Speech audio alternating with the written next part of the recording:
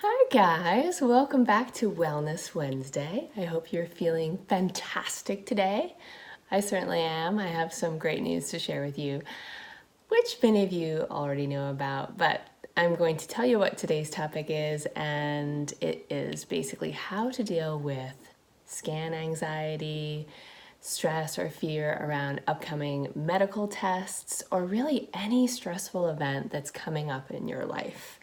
Maybe it's something at work, maybe it's something, in your marriage, whatever it is, you've got something coming up and you're a little terrified about it. This is a topic that's near and dear to me because I just got back from the Dana-Farber Cancer Institute, where I go to get my get my CAT scans, meet with my oncologist. I go there every 2 years to see how I'm doing. I've been living with stage 4 cancer for 16 years now. And I was originally told that I would be lucky if I made it to 10 years. So 16 is a big victory. But I got even more good news, which I'm going to share about today in addition to giving you these tips. So hi, everybody. It's so good to see you. I want to also thank you before I begin because I posted about this over the last day or so, and I wrote a blog at kriscarr.com, and I posted a little video that Brian and I made because we shot some footage with our iPhones just to kind of take you guys along for a ride to welcome you into our very, very personal lives. And I posted some other stuff on social, and you've just been so supportive and so loving. And I mean, I don't even know, maybe thousands of comments at this point, and so many emails from you guys, DMs and whatnot. So thank you so much for all of the love and the support. And I feel so just grateful. And I hope that I offer the same back to you in whatever way I possibly can, because I just adore you. And I adore this wonderful, virtual relationship we have. So thank you. Anyway, for those of you who don't know the story, or maybe you do know the story, I'll just tell it to you live, because that will lead straight into the teaching for today.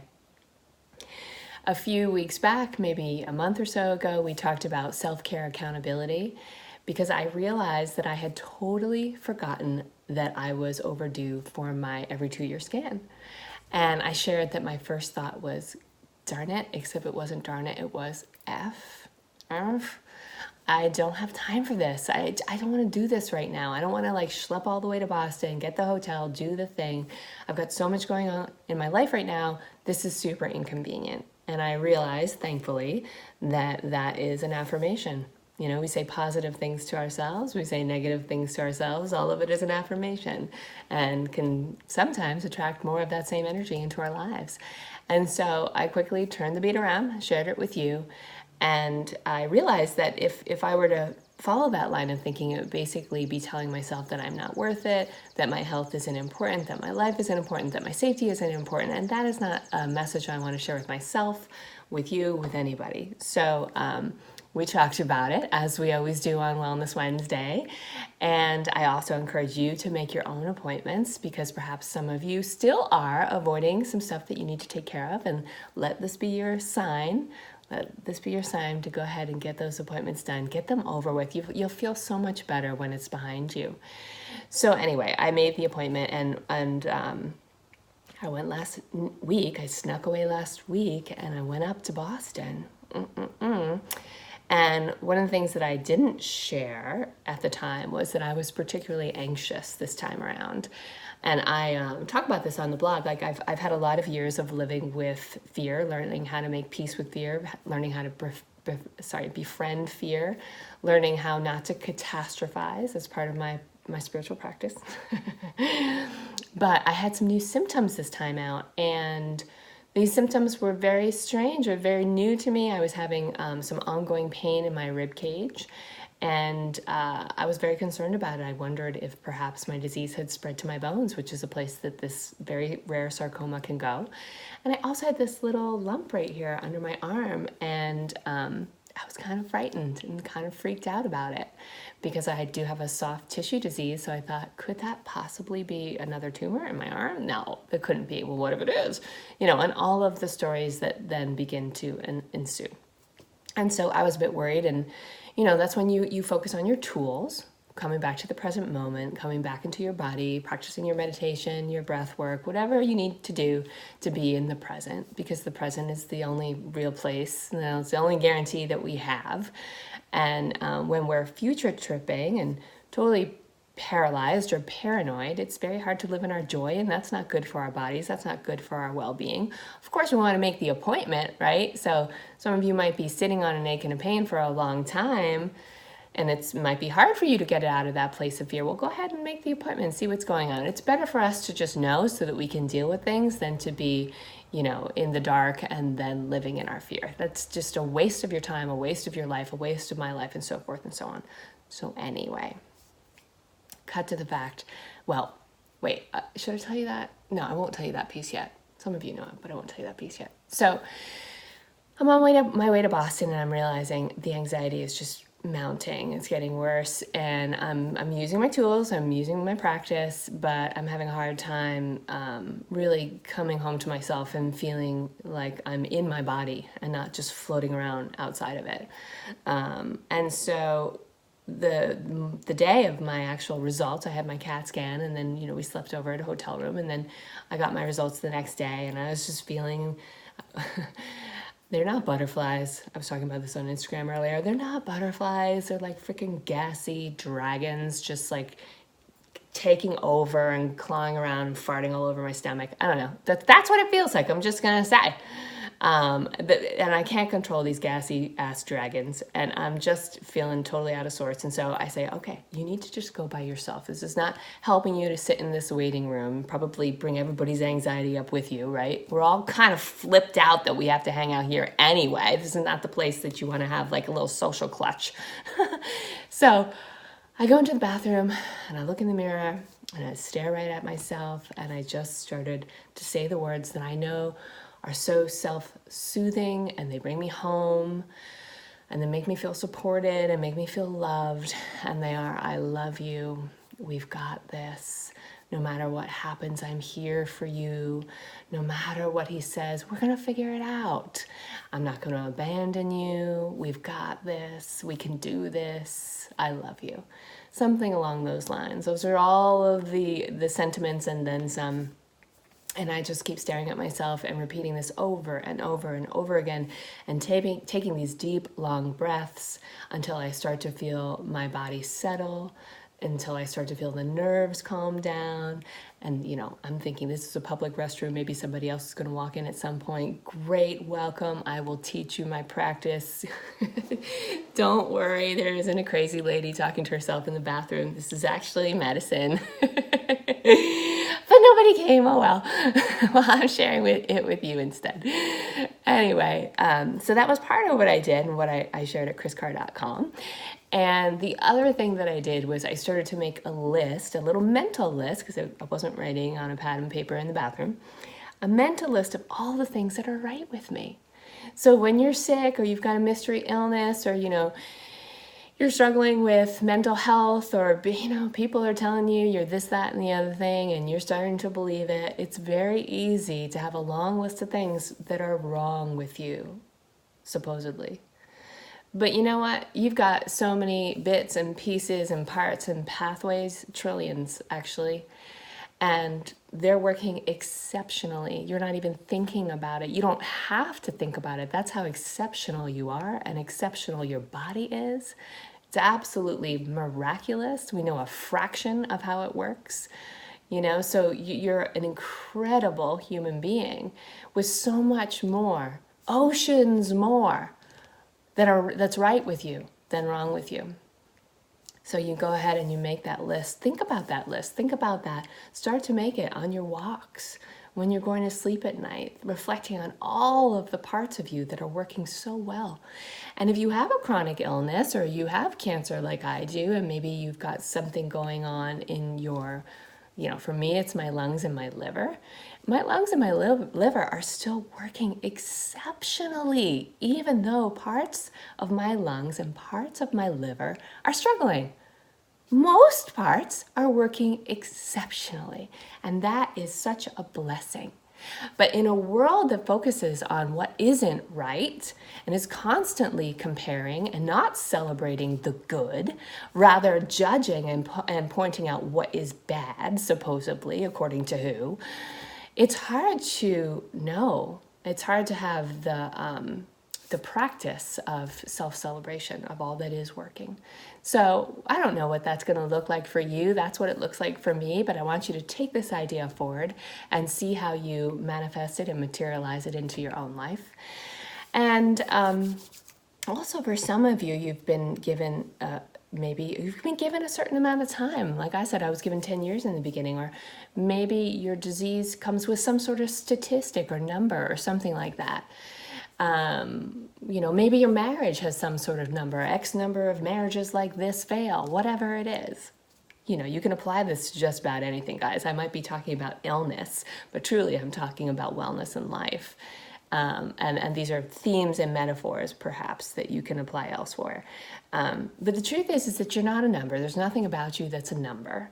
There's nothing about you that is that quantifiable. And if you're going to focus on any numbers, why not focus on your net worth, right? And growing it, and your self-worth and growing it, rather than somebody else's opinion of your life's worth.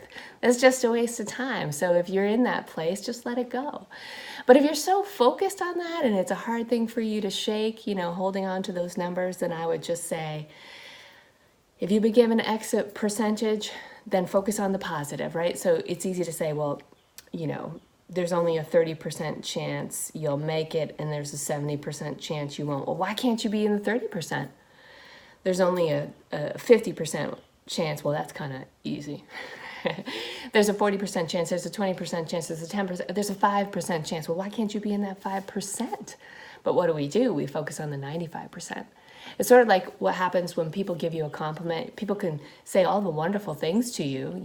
I'm blessed. I get so many people from around the world saying wonderful things about me online. It fills me up, right? Or maybe giving me great reviews on my books, but it could be that one person who says something so mean, or that one review that is so nasty, and then I forget all of the good stuff that I know about myself, the love that's been shared about me, and so forth and so on. So we focus on the negativity, we focus on, these negative results or outcomes or whatever it is, and truly it's a waste of our time. So I just want to also plant that seed in your mind. And there's a couple other things I want to share with you that I didn't share in the blog or any of my social media posts. And one is kind of obvious because it's sort of what I was doing. And what I talked about earlier, it's about being more present. So when you are in that place of flipping out because you're very anxious or you're very fearful, something's coming and you're kind of terrified about it, the present moment is truly your saving grace. The present moment is your peace. The present moment is your life preserver.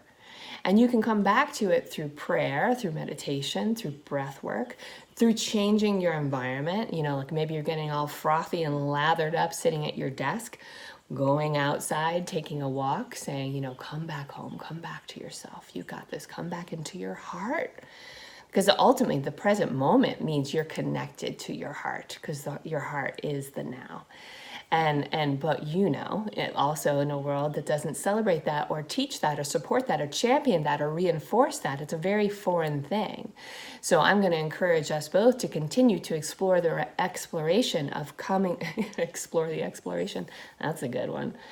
To explore how we can continue to come back to the present moment, back to the home, back to the heart. And then another thing, speaking of the heart, is I haven't made this for you, but I will if you'd like me to. So just go ahead and, give me a heart or a thumbs up or some sort of wave, whatever moves you in the emoji land. And that is a body love meditation. And basically how I do it for myself, you could do this for yourself. I'll make you one if you want. But you could do this. You could record it on your phone. You could use your own voice, believe it or not. It might be freaky at first, but I bet you have a wonderful voice. So you might as well give it a try if you like. And that way you can make it very personal. But a body love meditation is where you go through the parts of your body, maybe the parts that are struggling, but also the parts that are not. Certainly the parts that you're not fond of. You definitely want to spend some extra time with those and say, I love you, thighs. You're so strong. You're so powerful. You're so incredible. You cruise through this life and you allow me to go places and do things. And I just love you. Thank you. I love you, lungs. Thank you. I love you, liver. My goodness, you're so talented. Thank you so much. You do so many things, like 500 different things. Aren't you a smarty pants? Thank you, liver. Whatever it is. Thank you, pancreas. My dad has pancreatic cancer. Thank you, pancreas. You're just this incredible organ, this deep organ that does so many important things, buried deep in the heart, in the center of my body. You're just spectacular. Thank you. Whatever it is. So obviously my language is very flowery, but that is how I talk to myself. You know, I tone it down a little bit in my meditations for you, but all of that love and that sentiment is still there. So you do it whatever way works for you. But don't forget how powerful it is to send yourself love, how powerful it is to send yourself encouragement and support, because the person that you need to have your back is you.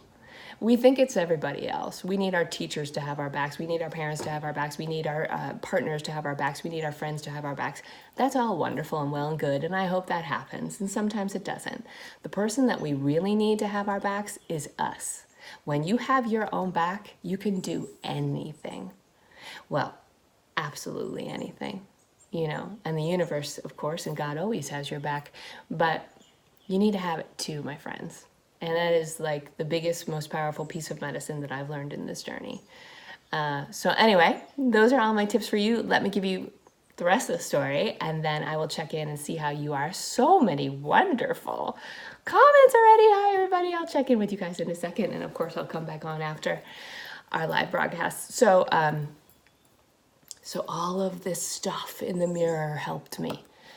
And then I went back into the waiting room. My name was called. My husband and I went into the little exam room, and in walks my wonderful oncologist at Dana-Farber, Dr. George Dimitri. I love you so much. 16 years and counting. What a good friendship we have. And I just so appreciate his wonderful bedside manner, because he doesn't screw around. You know, he cuts right to the chase, and he never has like a doom and gloom look on his face. And I've seen some pretty crappy bedside manner over the years, and he's just exceptional and stellar. Should teach all doctors how to have it, if you want my true opinion. And he just said, I'm going to cut right in. You look fantastic. The radiologist and I looked at 16 years of scans, and we compared them, and he said, we are just thrilled. And it just felt so good. You know, it was like such a great celebration for me. And then, because I don't like going to get scanned, but I do like keeping an eye on what's going on, because my disease can become aggressive, and not everybody with my type of sarcoma has the more stable type. You know, I've been lucky that is what it looks like now, but some people have aggressive types. And so anyway, so I pushed the limits. You know, I used to push it at 2 months to 6 months to a year to year and a half to 2 years. And this time I said, hey, Dr. D, do you think I could go 3 years? That would just be so awesome. And he said, you know what? You can. Absolutely. Why not 5? 3 to 5 years, it's fine. Because nobody knows your body like you, and you're so connected to your body, and I trust you. And I thought I was about to fall off the exam table, you guys. I was so blown away by what he said, and so grateful. And I just felt this new sense of freedom, because I did not think I would ever have that much space between these experiences. So anyway, if I can, that just gives me hope, and I hope that some of you can take some of that hope forward in your own lives, you know. And the good news is this is just a fatty deposit. And there's nothing wrong with my ribs. Like I said in the little video, I think I pulled something doing a workout on one of my favorite apps, and it tells me that I'm a little out of shape and I need to push it a little bit more, because I tend to do the gentle stuff, and maybe I need to, like, you know, turn it up a notch. So all is well there. There was nothing to worry about. And goodness gracious, you know, if you had a crystal ball, if you know what this is like, and you start to worry about stuff because you have a certain type of new cough or whatever it is, and if you could look for it and get that news of like, you know what, it was nothing, you probably would have saved yourself so much time from all of the worry that you put out into the world and into your body. So that's why it's just so helpful to make sure that we stay in touch and we stay in tune, so that if we do have to go deal with something, that we take care of it, because you're needed and I love you. I need you, so you got to take care of yourself, please. And also so that we can continue to optimize our lives. So with that in mind, I want you to go to kriscarr.com/journey update. There's a link in the post here, and you can check out the rest of my story. You can get the little affirmation that I shared at the top when I was staring in the mirror and talking to myself over and over again. But also make sure you grab that wellness tracker that I made for you. We went through it all last week on my last Wellness Wednesday. It's been a big part of how I've been able to track my own wellness and stay stay accountable. And it really encapsulates a lot of what we talk about when I teach you guys about the pillars of wellness, my pillars of wellness, which are what you're eating, drinking, thinking, and how you're resting and renewing, how you're taking care of all that. So I hope you got some tips out of this story that I shared. I hope that it supports you. And again, I'm just so grateful for all of your love and all of your well wishes. And I know you have my back too. So thank you. Thank you. So let me check in with you before I say bye-bye. Do one of my workouts. Oh, Susan says, I so agree with the present moment is all there really is. That's right. What does she say here? You can't physically touch the past or change it. And we don't know what the future holds. The only thing we can influence is this moment now. Susan, you are a wise woman. Thank you for sharing that teaching. Lots of love, lots of yes, pleases. Okay, you want the body love meditation. I will do that. Yes, please. Donna says, I need flowery. Okay, well, I can provide lots of that. The mirror is the mojo, says Deborah. I love that.